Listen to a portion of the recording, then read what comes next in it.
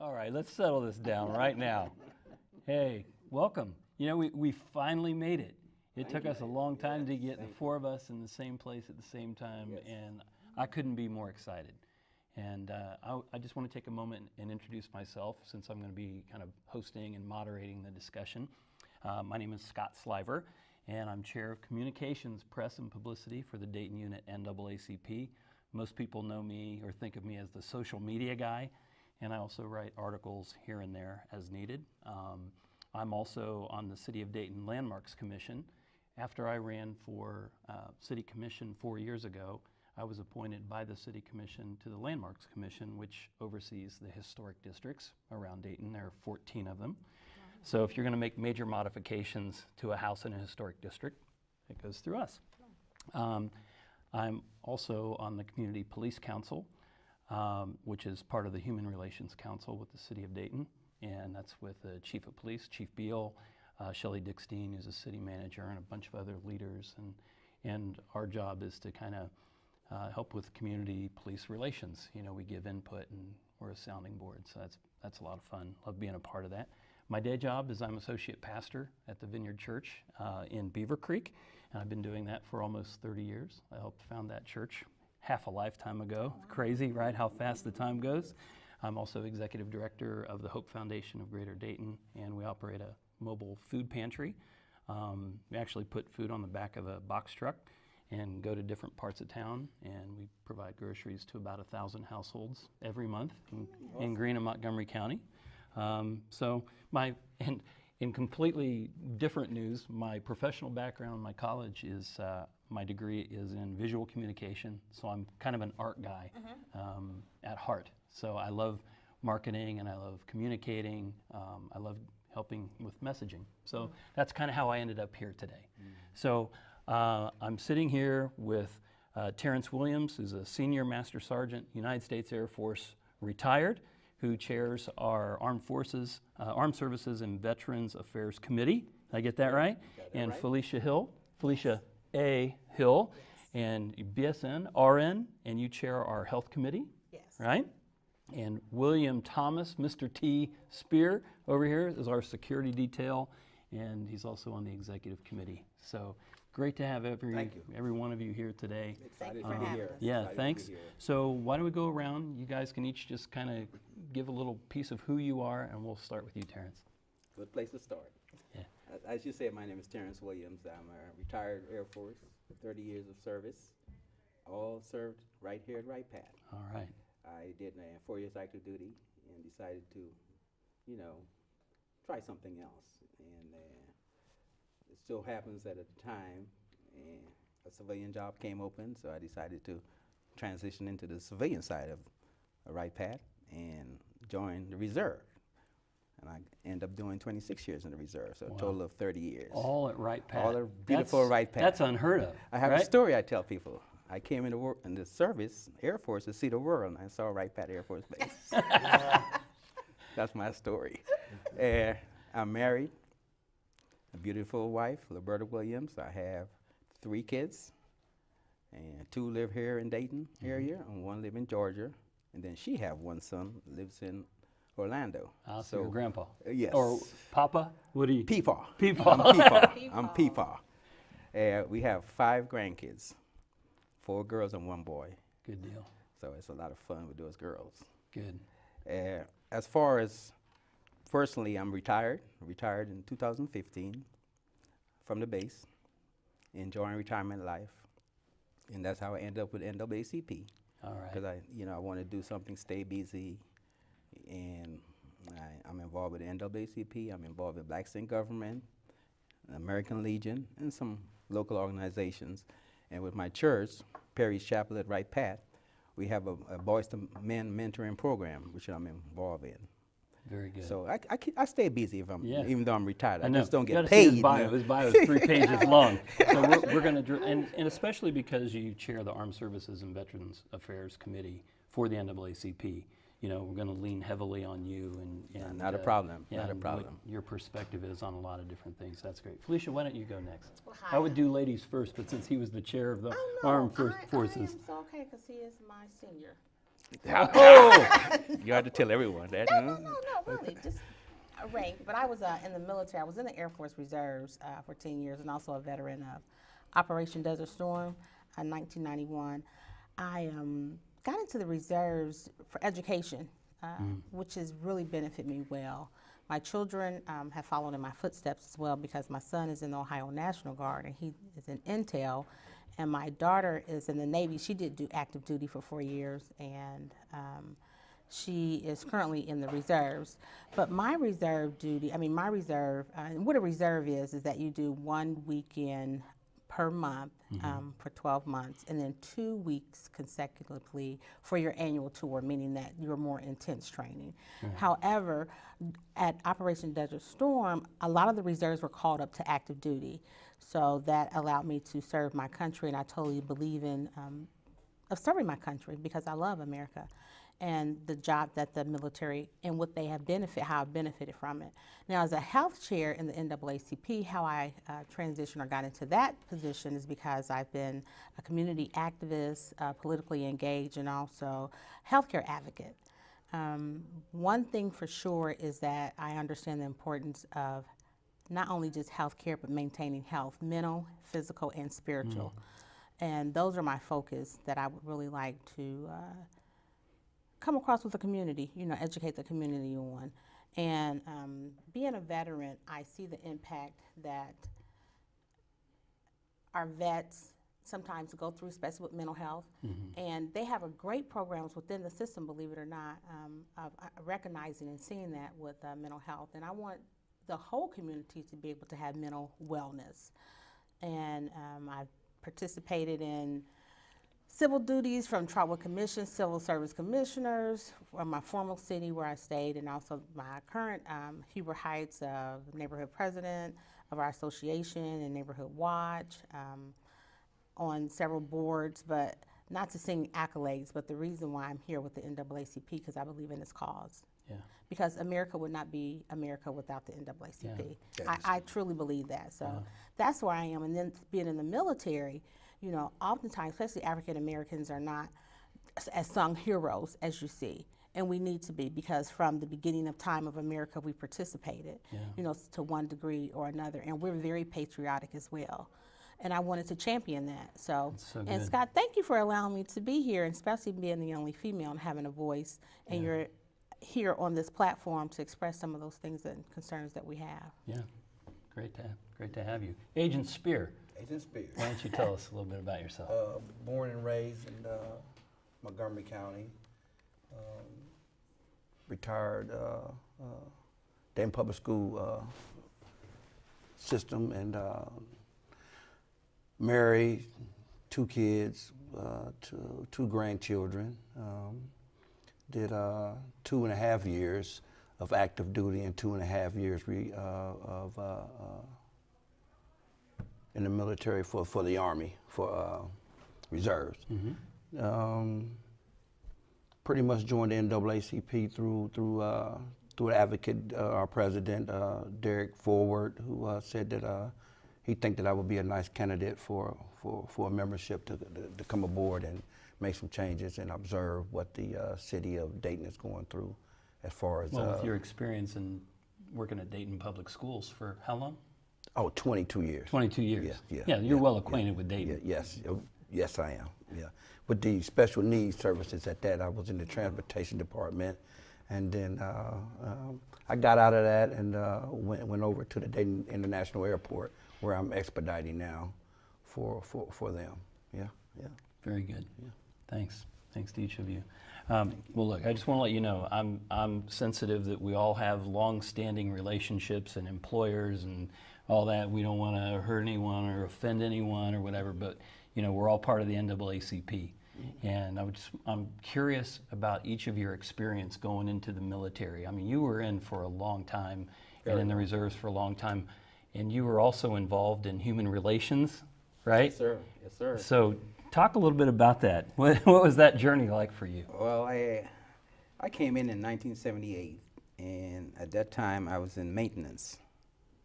In maintenance, I worked on aircraft. It was exciting, and did different types of inspections on the aircraft, make sure they fly.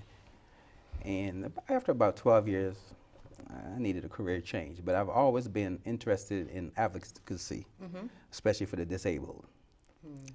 And I filed a EEO case one time, and it did not go well. However, there was a gentleman that was my specialist.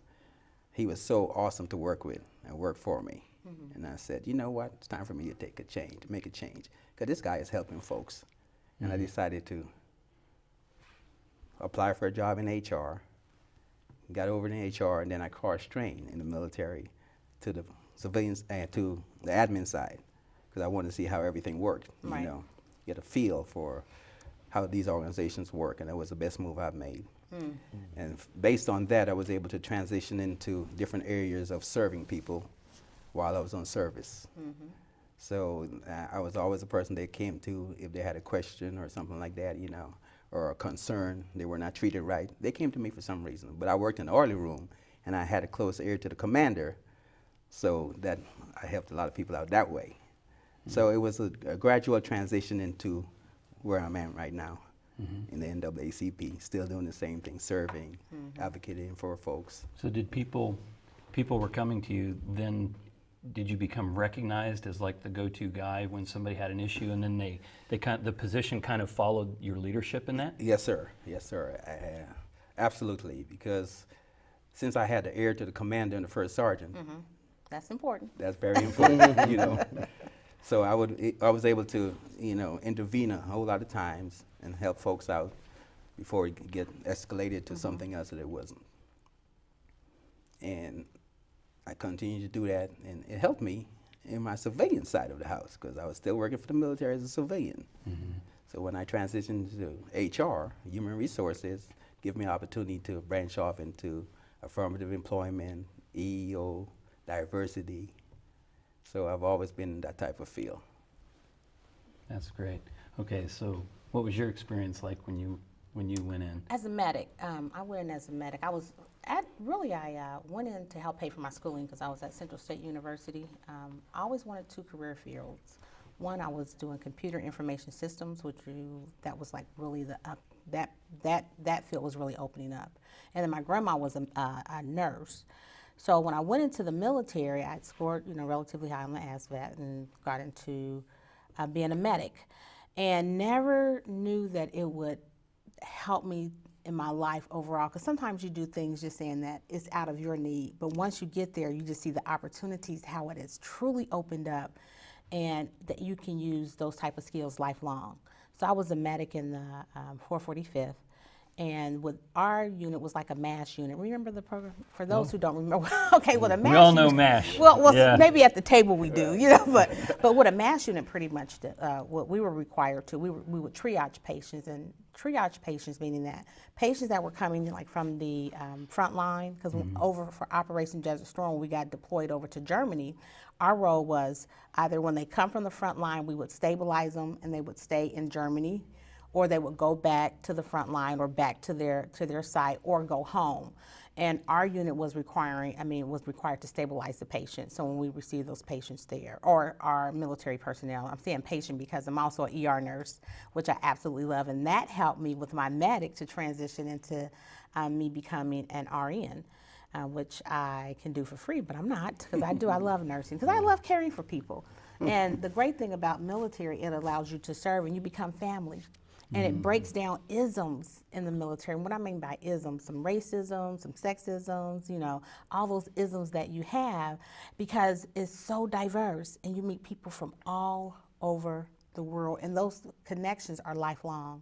People that I met 35 years ago, I still stay in touch with. You know, we correspond, and how's your family? And it's like one family, it's one big family, it really can be. So that's how, that was my experience. And they pay for schooling. I never had to take out a student loan. From any of my education, it's always been, and I never say free, because somebody paid a price for me to be able to go. Because they'll say, you get free education. No, it's a cost that comes with that. So I didn't have to come out of pocket for my education because the military paid for that with my GI Bill.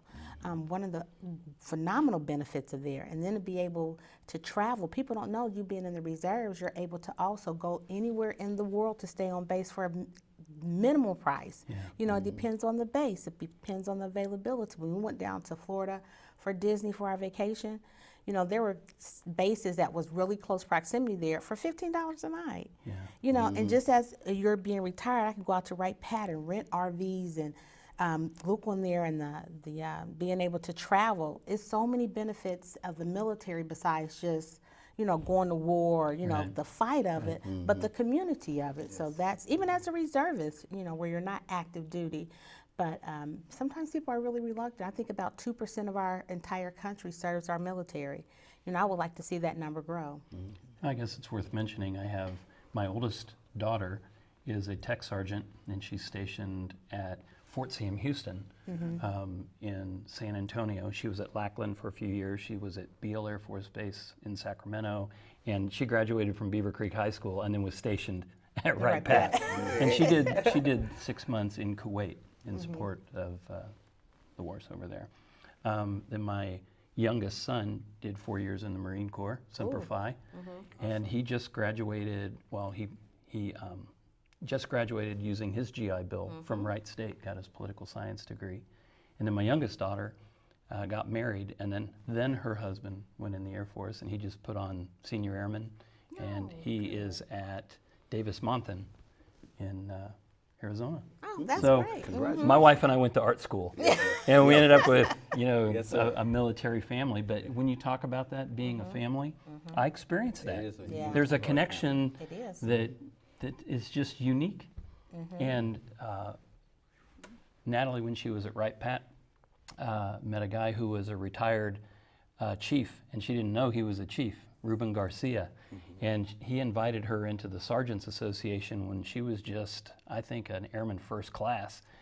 And he was helping with an event, and he wasn't in his uniform, and she kind of, you know, was telling him what to do, and he invited her into the Sergeants Association. Of course, she was like, "Oh, I'm sorry, sir, I didn't know that you were." Right. But you know what? Now, 10 years later, he's helped her move. Yeah. She got married. He was at her wedding. You know, things like that, and that's just amazing to is. You me. meet some Yeah, wonderful, you do. wonderful people You really serving. Yeah. Yes. Yeah, you do. And it's not, they're not really cocky. You know, you do have some egos, but as far as humility and then wanting to help each other, because you have to think you're away from your families, so that, and you're in unknown places, unfamiliar places. So when you develop those bonds, and it doesn't take that long. Well, what is that part of the Air Force? Is service before Service self? before self. Right? Yes.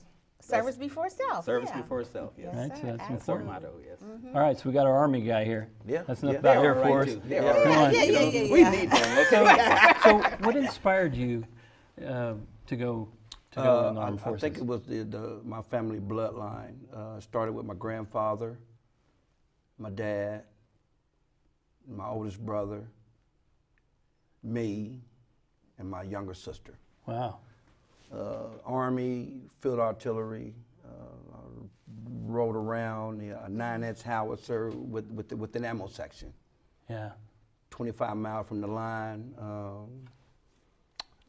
Kuwait, I was over in there, and I was stationed at Forest Hills, Oklahoma, Lawton. The thing I got out of the service was, like she said, it was more unified during those times because it was a war situation, to where it was funny to how, you know, people bond from different nationalities, color, race, age, experience. All that was like a big gumbo Yeah. pot of soup. Yeah. Wow. It was wonderful. It was more than wonderful. It was really spiritually motivated, to where, you know, it was a place when I think I found God more too also. Yeah. Yeah. I was elevated, and decided to say, okay, I serve. If I could serve for my country, not only that, I could serve the Lord also. So it was, without His presence, I think I made it through a whole lot. What I really got out of serving out of the military was the confidence, building my confidence Oh, up. yeah. Oh, yeah. You know, I was in a place to where I didn't think I could, or should I could, you know, should I? But then, you know, you had the support of people saying you can, you know, just put your mind to it. So they elevated me, and like Felicia back on that when she said something about the G, the benefits were great, which they still are. You know, I went to school. They allowed me to come back and go to school and get some educational experience down at McGregor, Antioch in Yellow Springs, where I, you know, did some study in early childhood development. That's how I got into the Dayton public school system. Also, it kind of helped me. And you were in transportation. Yeah, right? I was in the transportation part with them, and also, so when and here's something that I would like to see go back when.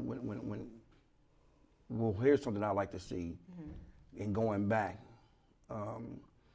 I think my father, he used to come home during Christmas times, and under the tree, that it would be also those army men, Oh, the yeah. military Oh, yeah. stuff. And I was always wondering, you know, what this guy does. You see guys like Right, with the- this. Are you talking the little ones that are Right, all, right, right. they The were little all green green? ones with They're all their green. own Right. personal stance. I'm thinking, hey, I like to do that. Yeah. And so I ended up living out my dream, in other words. So I like to see people, especially the younger generation, live out their dreams and say, hey, yeah, if he could do it, I could do it. It You know? provides the vehicle. Yeah. So I would like to see them go in and at least do the PT training.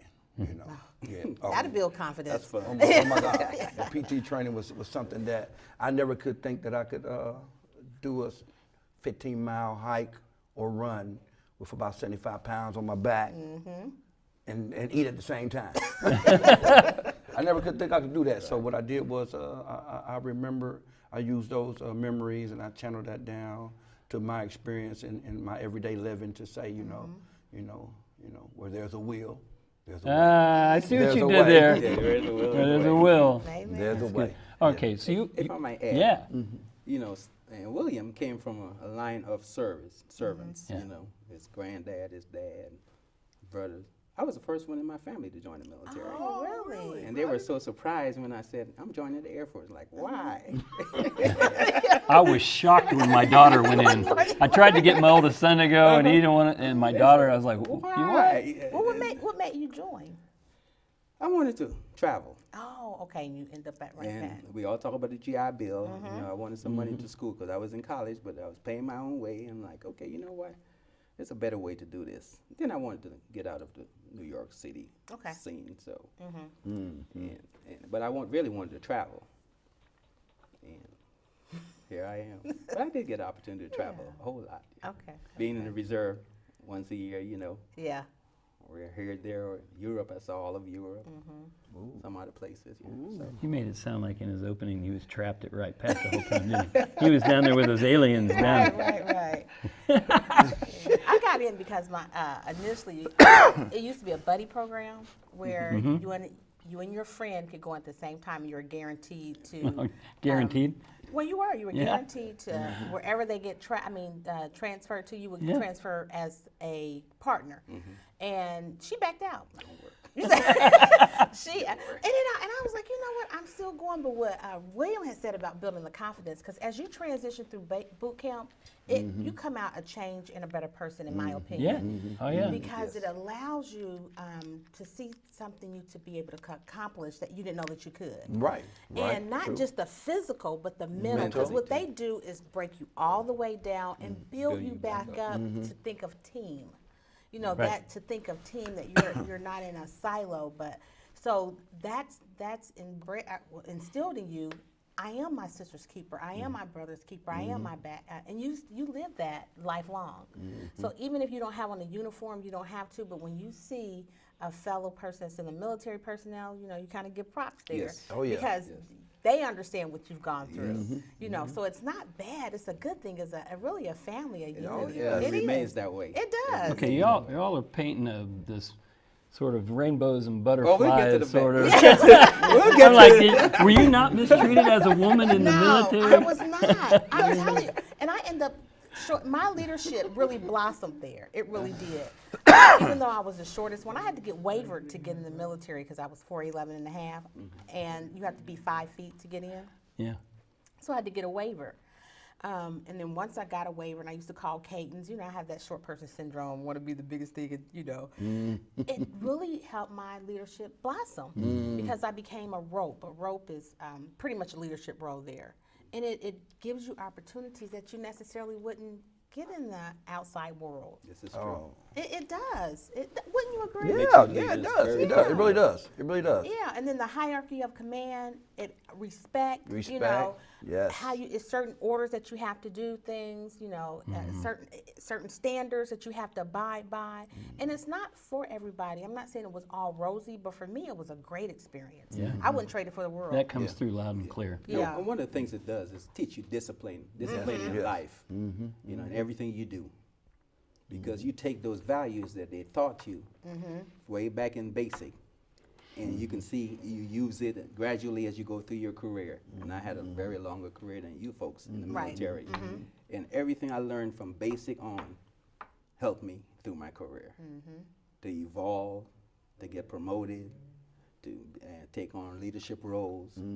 Started in basic.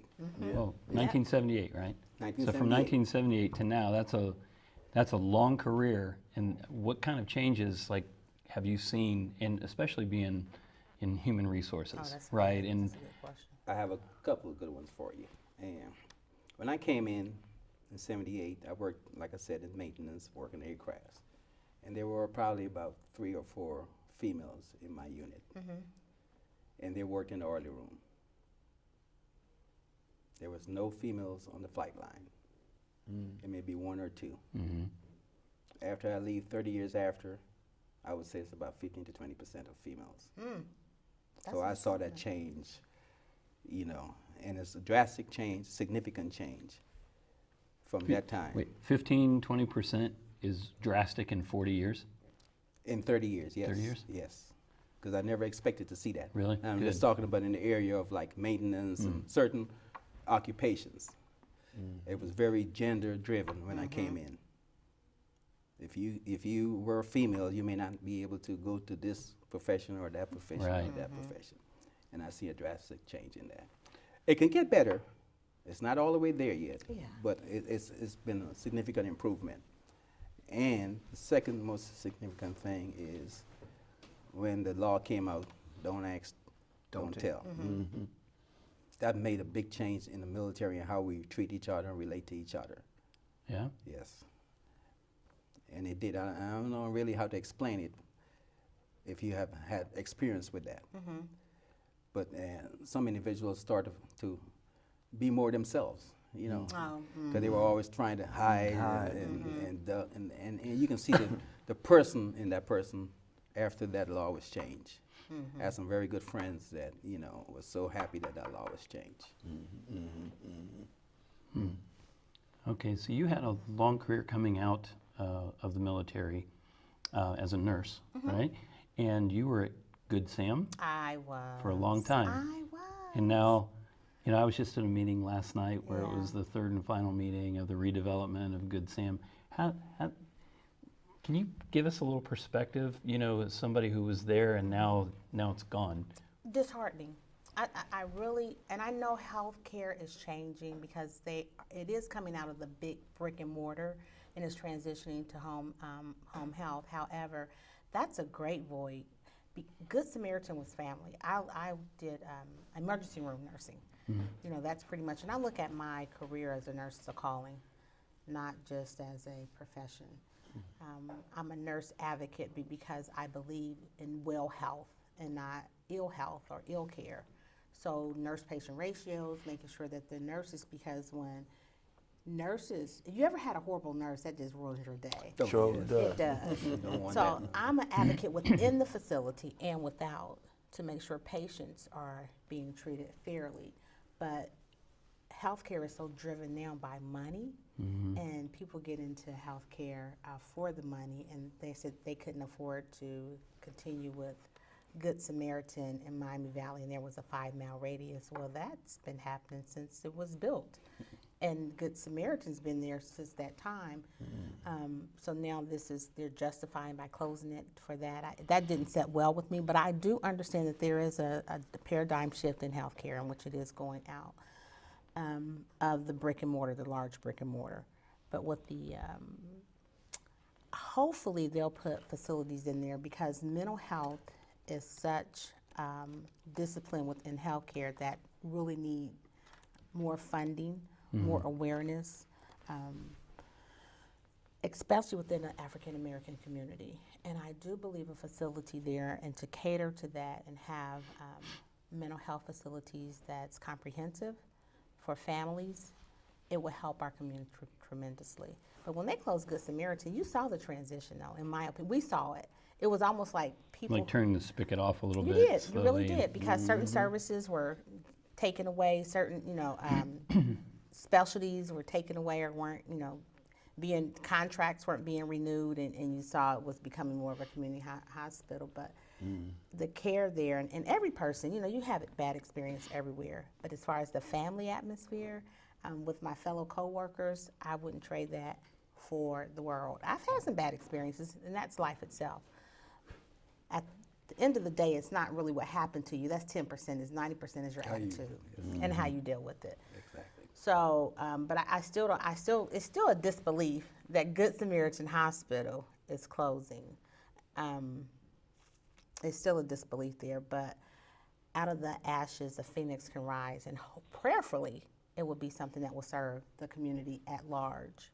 Was that a subliminal shout out to the Phoenix Project? That ties right in with That ties right in with No, that. it Because does it's not. a Phoenix Right, Next, and the right. and that whole project was started by Good Sam, and there's so much irony in that with the name is. Good Samaritan, and that's what I think bothers a lot of people, that that you say you're about people and it's a Right. nonprofit, and then now it becomes about the money, and people just kind of go.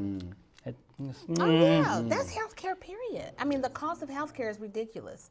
And people get into, especially in nursing, sometimes thinking, "Oh, I'm gonna make a lot of money," but they don't understand it's a cost with that. Yeah. You have to love people. If you don't like people, you need not to be in that profession, because our role is to heal.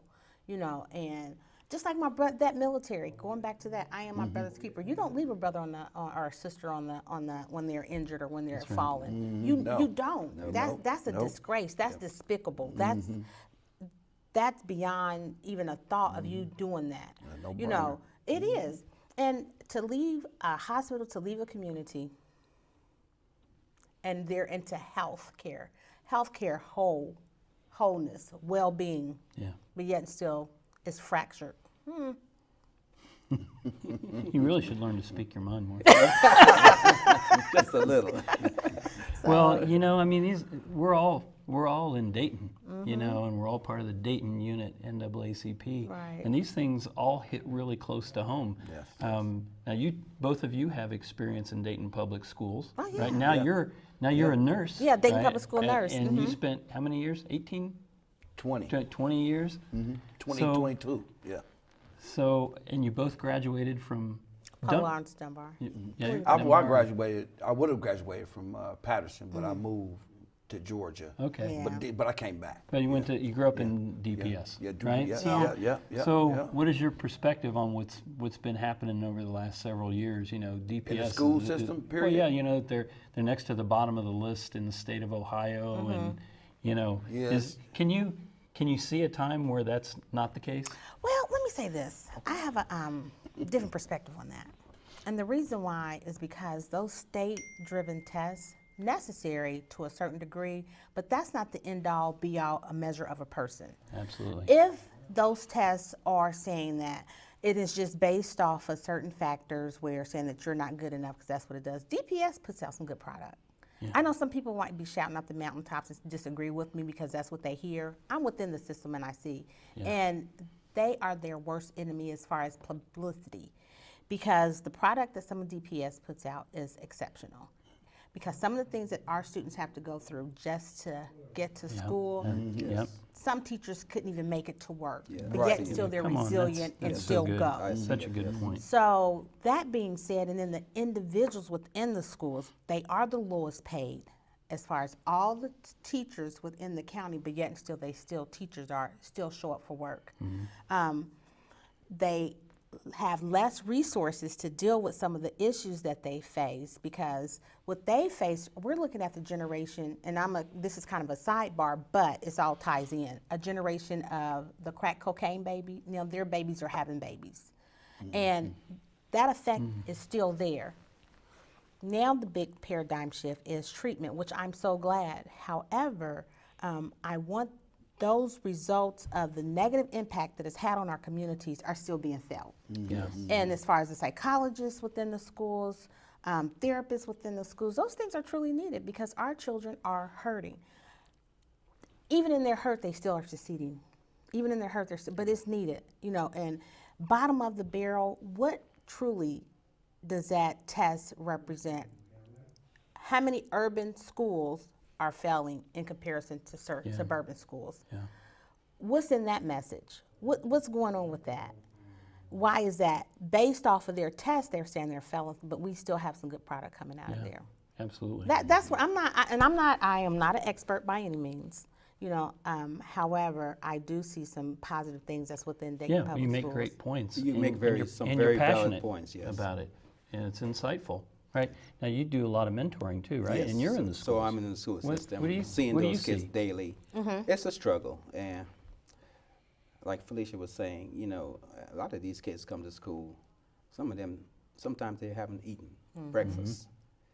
Okay, and if you expect a kid to perform to the top level, first thing you need to have is what? Nutrition. Yes. Nutrition. Yeah. Yes. So that's one of the challenges they have. Another challenge they have that I notice and have experienced is that most of these kids do not have a parent or two parents living at home. So they're living with an aunt or a grandmother or a relative, and it's a little difficult. My mom died when I was 11 years old, so I grew up living with folks, and it's not the best place to be, but you do what you have to do to survive and move on. And these kids have a big challenge.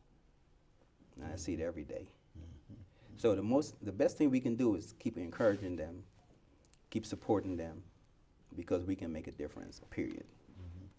Right. Yeah. It's not hopeless. No, it's not. No, it is not. No, it And is we hear not. a lot of noise, like you were saying, but you have to be down there and see those kids. They're trying, they're willing, Right.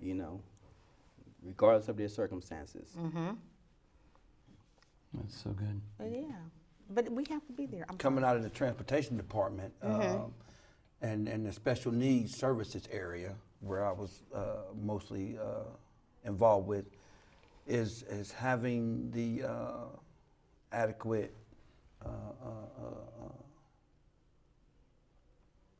transportation provided for parents who don't have cars, who can't get out and put their kid on buses and stuff like that, like RTA, like the public transit. These kids that I would like to see, what I would like to see is have more outgoing services for those that's having problems with their mobility as far as getting to the educational part. They are struggling in so many areas to get in areas around in the neighborhood as far as traffic and monetary purposes. Some can't afford it. Some don't have, like I said, vehicles or the money to provide the transportation for these special needs kids. So that's what I like to see. I would like to see more money and funding going into the services for those kids. You kind of touched on it. I don't know if the term social trauma would be accurate, but there's so much that these kids are dealing with on a daily basis that, like, teachers have, the teachers in DPS have a good idea of what they're dealing with, but there's a lot of people who just don't understand. I mean, I live just up the street from Edison, and I think they had already this year, there were like 3 kids, or in the past year, had 3 kids that were killed. One was hit by a car. One, there was a car that drove into a house and the mom and the son were killed. And kids, it's like, how much do these kids have to deal with? Right. And then try and go to school and learn, and there's not enough food. There's so, I run a mobile food pantry, and the numbers, just in terms of hunger, that 40% of Montgomery County is at risk of hunger. Yes. And at risk means, or they're, it just means that they're not quite sure where their next meal is going to come Right. from. Right. I mean, there's a lot that kids are dealing with. Yeah. And it's a lot that we can do. You know, we can, what you're doing. And it's needed that. So it's not just, it is monetary. However, it's a lot of people that can come and help and volunteer and do and put that time and energy and effort. Because the change that we want to see starts with the change in me. Exactly right. Yes. So I encourage people, and this is a great platform that we can do, is volunteer so that you can see, go and talk to your schools that's in close proximity and see what you can do. If it's once a month, a couple times during the week, the time that you can, because it does make a difference. And and it's a two-way street, because you're thinking you're going in there and saying, "Oh, I'm going in here to save the day," and it ends up you get so much poured back into you get so much poured back into your spirit, and it helps healing. And it's just a whole cycle of you help me, I'm helping you, like restorative justice, that concept there, which I really like that because it helps heal the whole. And I'm not going to digress too far off of that, but it really Well, it's all does. related. Yeah, It that's is. This is everything we're talking about is intertwined in our city. And we what would Dayton be without Right Pat? And without the military, right? Right. People say if that was gone. And DPS does get a bad rap, and it's so refreshing to hear somebody give a positive perspective on that. And you're in there every day, and you're with the kids, and of course you bring that positivity to everything. Well, She does. but you know what? Mention DPS though. I was in junior ROTC, so that was my initial. NJROTC was a junior ROTC, which is the Navy aspect of it. And my commander in high school, we sponsored a trip to go to Norfolk, Virginia, down there, and that experience was just phenomenal. So that's another aspect of DPS, helped me see the benefits of military, and I went into the military, and it helped change my life. It made a difference in my life. I promise you that it did, and it comes highly recommended. It's great. One of the programs we work with and some of my mentoring groups is to bring kids out to the base. Oh, okay. And expose them to the base a lot. Especially minority kids. And you should see the joy and the look in their face when they see you there.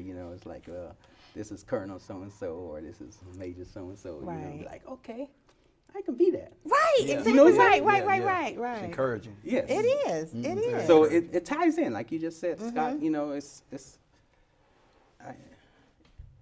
need it, It's all interrelated. It is, it really is. Okay, so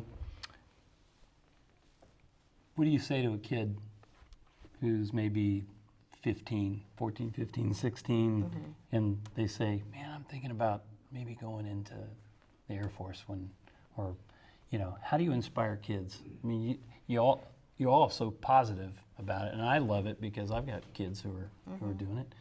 Would you still encourage kids to? Yes, to go? definitely. Yes. For me personally, Yeah. it changed my life. And I can only relate and share my experience with them. The reason why I came in the military and what the military did for me and how it helped me get out of certain situations. Because I always tell kids, you're in a situation right now, but that's right now. Next week, next month, next year, you're going to be a totally different situation. So if you can deal with this situation right now and get out of it with a positive attitude, and it's always positive, don't say what you don't have, or what you're going through. Just think of what you can do moving forward. So I share my experience with them, what the military did for me. And if I'm advising a young person to go into the military, first of all, you're serving your country. There's nothing greater than that. No. Providing service to your country. Then you can get an education. Then you can learn a new profession, or 2 or 3, or 4, depends on how you feel, How you feel. It's so much positive. It is. So, and if you can show that young man or young female that, you're 15 years old now, but there's hope ahead of you. You might not see it right now, but it's there.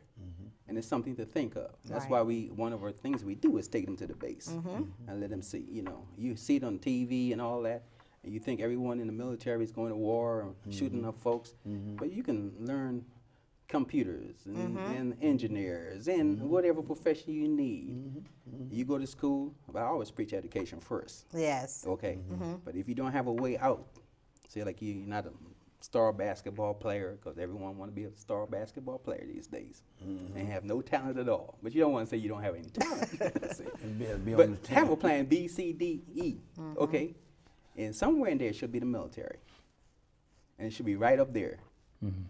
Especially the kids I talk to, I know their folks can't afford to send them to school. They may not have the academic requirement to go to school, or the athletic skills. Yeah. So You're starting to sound like a recruiter. Well, no, you know, I share my I mean, territories. Yeah, I really. break it down. You know? Yeah.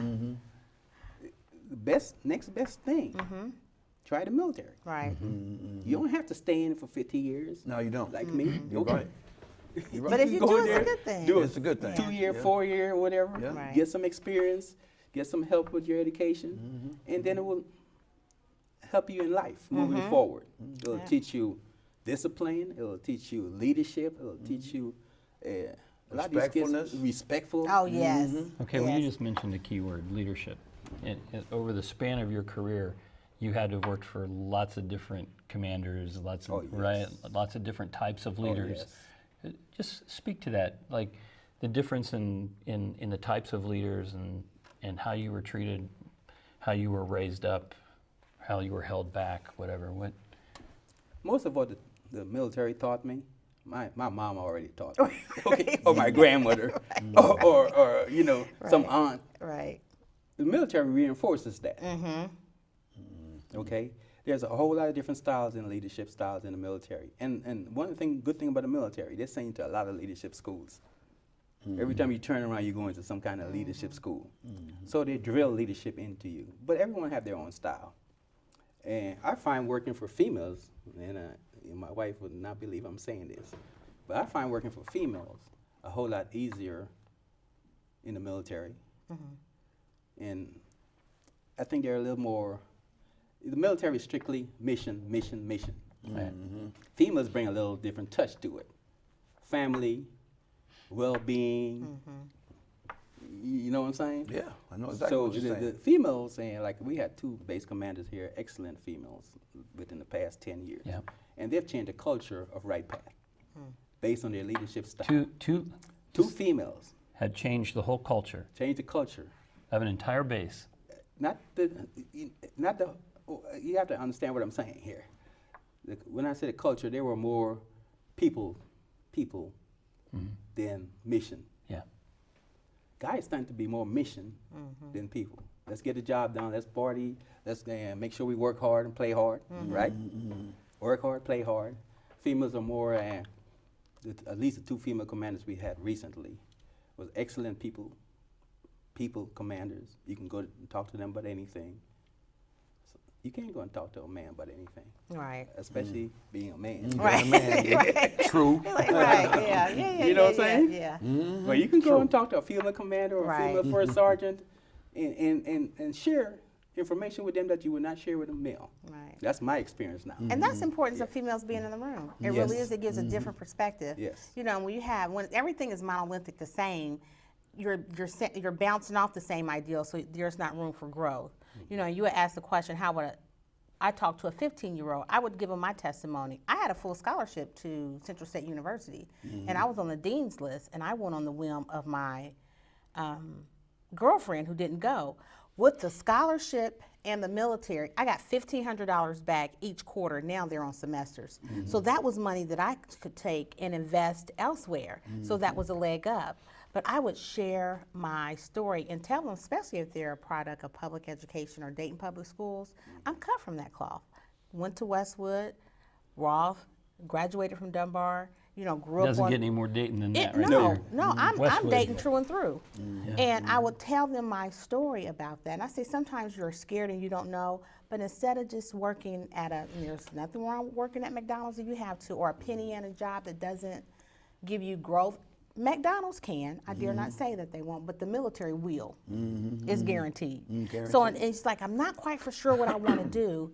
Check the military out because that'll help give you some footings at the same time build those leadership skills, put money in your pocket, education, instead of just turning your wheels out here in the public sector where you can serve your country and have all those benefits and have the opportunity. Because I'll tell them, look at my life.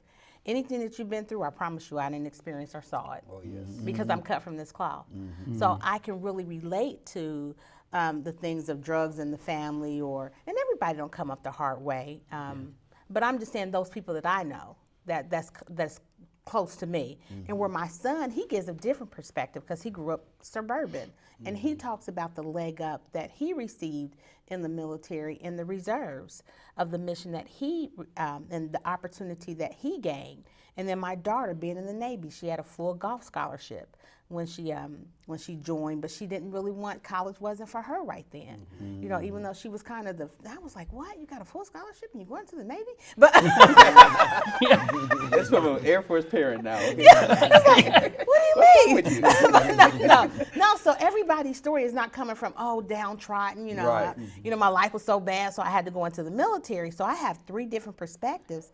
But even if you're an individual with parents that's well-to-do, you still should be a part of the military serving your countries. That's my opinion, and I'm sticking to it. Yeah. I like it. And on that point, if a guy come up to me, a young lady, 14, 15, and would say that they're joining, I'll say I would encourage them. You know, put both your feet in there and start walking. Yeah, I loved when you were talking about confidence. Yeah. That you took that particular piece is what just rung so loudly for me in what you were sharing. How I did this long march, this hike with a 65-pound pack. If I can do that, and you applied that, I can do this because I did that. Right. It was very, very, very.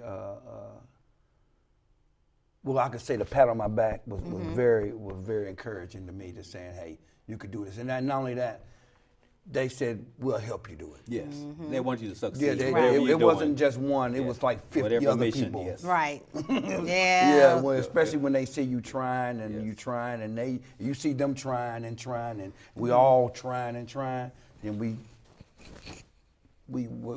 graduate. You know what I'm saying? We graduate in our mind and in our spirit. So it was great. It's a great thing. I tell them to go ahead. Go ahead. Come on. Yeah. Yeah, I would encourage. I would any young encourage them, person, yeah. strictly. All right, so Terrence, I want to give you the last word since you're the chair of Veterans Affairs and for the You mean NAACP. Felicia's not going to have the last word? She's had 2 last words already. No, but All is well. what the work with the NAACP, just kind of tie that in a little nutshell. You just did the meeting a couple of months ago for Veterans great. Affairs. Yeah, it was fantastic. Yeah, thank you very much. My goal is to, and one of the reasons I joined the NAACP, I was a member before, but one of the reasons I accepted this role when I was appointed by President Ford is that I have a link to the base and a link to the VA. And those are the 2 biggest institutions or agencies that affects our veterans and our service members. So if I can keep that connection and find out what's going on and areas that I can help veterans and information I can provide, and that's what that first workshop was about, is to show our veterans and the service that we have available to them. Because a lot of times veterans don't know the benefits that they're entitled to. And not only that they don't know about it, they may not want to pursue it, or they don't know where to go to get it done. So my goal is to make sure that information is available and to make sure that we get it to as much people as we can so they know what their rights are, their benefits are, where to go get help. Like if they need some, a lot of our veterans have mental issues. Going to war is hell. And when they say war is hell, war is hell. True. And you don't know what they've gone through, what they've been through, and they have to come back here and try to get back into the community. And they need help and assistance. And a lot of these guys will not, or ladies, will not ask for help.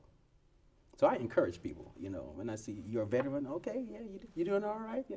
Did you go to the VA and make sure you sign them to the VA and in case something's wrong with you, you can go get some service there or whatever. So I encourage people and veterans to utilize what the resources we have available to them. And that's my role. So if somebody wants to get in touch with you, you have a veteran who's listening, or somebody might be interested, how How do people go about getting in touch? Right through the NAACP website. Go down there and see Terrence Williams, and my information should be on there. Very good. Yes. That's DaytonNAACP.org. Or Yes, sir. .org. Yes, sir. click on the About Us column. And Yeah. there we are. And I think most people may not realize that you can become a member of the NAACP for $35 a year. Oh, awesome. Oh, yeah. Right. Well, it's I one mean, of the cheapest that's- membership dues I It paid is. in any organization. Yes. And most instrumental, you know. Yes. I often say, you know, people say, what is the NAACP doing at? And I said, well, we're so instrumental in the cloth of America. You know, and I'll tell them, take a deep breath. You might not see that air, but you sure can feel it. And without it, it would be detrimental to you. And I feel that same way about the NAACP. So I encourage all people to go and join. But while I have this opportunity, thank you for your service. Thank you for your Yeah, service. Thank you for Thank your you. service. Thank you. Thank you. Thank you for your service as a pastor. And let me piggyback on what Felicia just said. If they would go to our website and they will see some of the things we do, some of the committees we have, the things we're involved in, they'll be surprised. Yeah. Right. And they will want to be a part of it. Yeah. We have a monthly meeting on the fourth Monday of every month at Dayton Boys Preparatory Academy at 6:30 p.m. It's open to the public. They can Yes. come each month, and a different chairperson leads that particular meeting, and they can always come and just check it out, right? Yes, right. You can see All what right. we do, All right, guys. especially for Veterans Month, November. Yes. Very good. Yes. Thank you. Thank you. Thank you. Thank you. We appreciate Thank that. you. Thank you. Thank you. Good job. Finally. Appreciate that.